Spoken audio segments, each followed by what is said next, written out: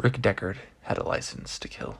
Somewhere among the hordes of humans out there lurked several rogue androids.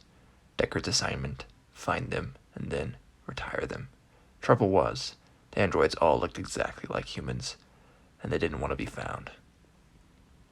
Hello and welcome to Liam's Lyceum. I'm your host Liam, aka Hembar, and today I'll be doing a spoiler-free review of Philip K. Dick's Do Androids Dream of Electric Sheep?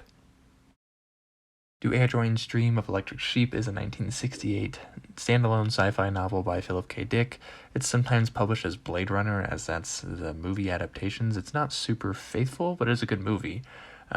So this is the first novel by Dick I've read, definitely not the last.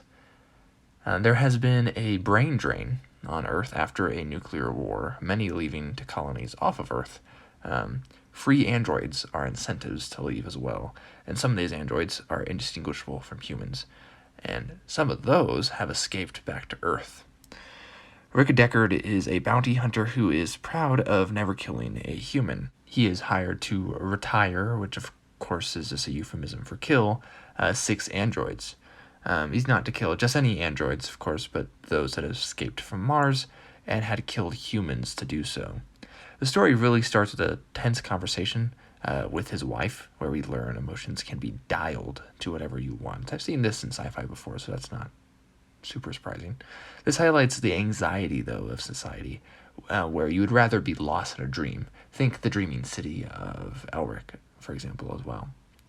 But Deckard can't move off planet, even though it's a rather desolate place, because of his job, which is interesting because it's not super desolate, it seems like, because of this nuclear warfare, which it is in part, but also just because a lot of people left. It's kind of a post-apocalyptic setting, but one that is still being lived in, if that makes sense. It's not just vastly empty like a lot of post-apocalyptic settings. It feels almost cyberpunk.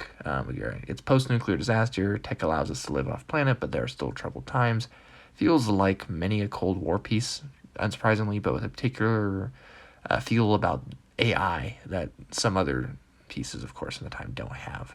There's also the theme of empathy and kindness, joy as well, and how this relates to androids.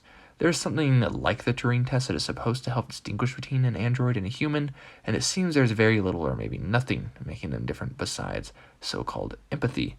This test is therefore an empathy test, since androids can do abstract thinking, apparently, but basically it's really hard to tell, and the idea is that also an AI would pass something like a Turing test really easily anyways, so it's hard to tell, but for some reason people care. I don't know if that's an uncanny valley thing, because it's literally like impossible.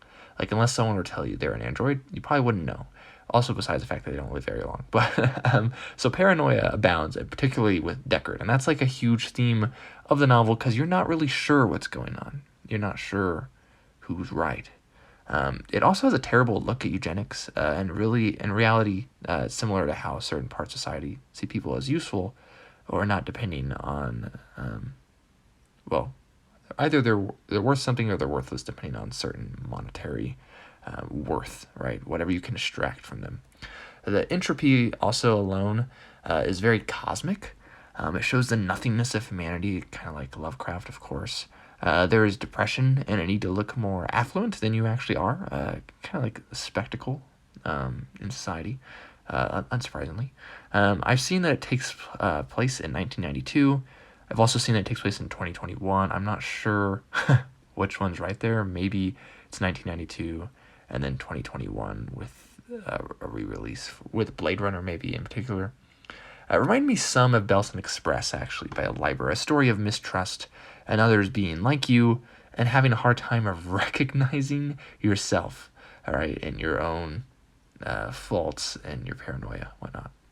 The relationship also between specials, androids, and normal people really calls into normal people, I say, right? But calls into question the normality of the first two, really. Are specials and androids really that different, or are we just giving them labels for other reasons?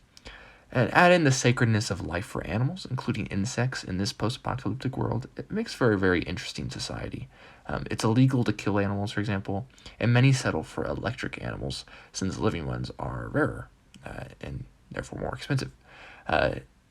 Empathy towards animals that is apparently what supposedly separates humans from androids. Of course, animal owning has become a luxury marker, though, of course.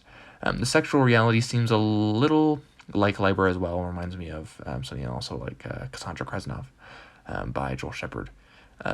These androids are so human that you wonder if Rick is even human, and then how much it even matters in the first place. And then if he's been killing people, right? Well, then he's killing people. Or even if he hasn't been killing humans, he's killing people. And then that also calls into question if these androids are humans just because they perform the function of humans. It gets into a lot of philosophy, but it's not. It really just tells it in this noir setting of a story. The androids have similar fears and seeming depression as humans, and the androids are organic. They wear down and die after only a handful of years, though, of course.